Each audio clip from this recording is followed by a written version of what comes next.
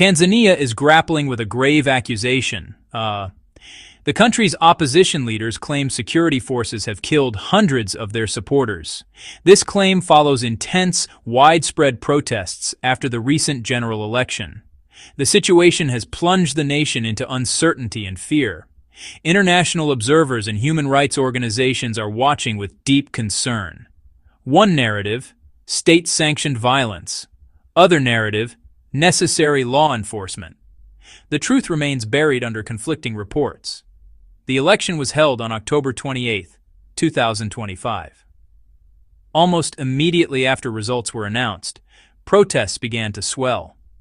First demonstrations were reported on October 29 in key urban centers, Dar es Salaam, Dodoma, Zanzibar. What began as calls for a recount escalated into major street confrontations. Opposition leaders, citing widespread electoral fraud, urged supporters to peacefully reject the outcome, setting the stage for tragic clashes with security forces. The opposition's claims are shocking in scale and severity. They are not dispersing crowds, they are executing our people, Zito Kabwe said. We have credible reports. The number of dead is in the hundreds. These were unarmed citizens, mothers and fathers, sons and daughters. They were exercising their democratic right to protest. Tundu Lissu. This was a coordinated massacre.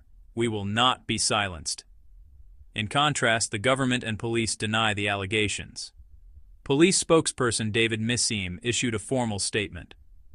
The security forces acted with maximum restraint to protect public safety and property.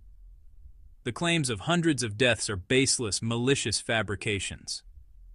We can confirm a small number of fatalities, resulting from violent confrontations instigated by unlawful protesters. The government insists its actions were a legitimate response to chaos. The central and most troubling aspect of this crisis is the profound disagreement over casualty numbers. Tanzania. Unrest. Disputed numbers. Opposition claim. 400 plus killed. Government confirmed. 11 killed. Unverified reports. Dozens to hundreds. The opposition's figures are alarming. They consistently use the word hundreds.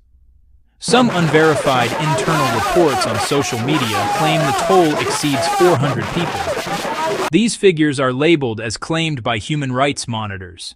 They come mainly from party officials in various regions. Zanzibar, Mwanza region.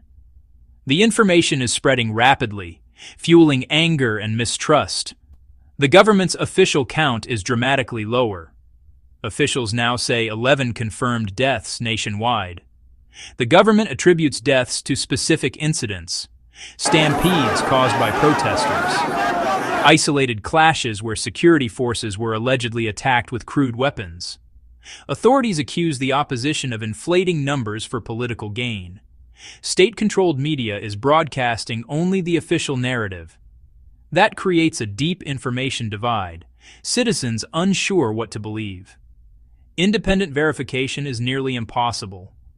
That creates a third category, unverified reports in between the extremes. International news organizations and NGOs are struggling to piece together a clear picture.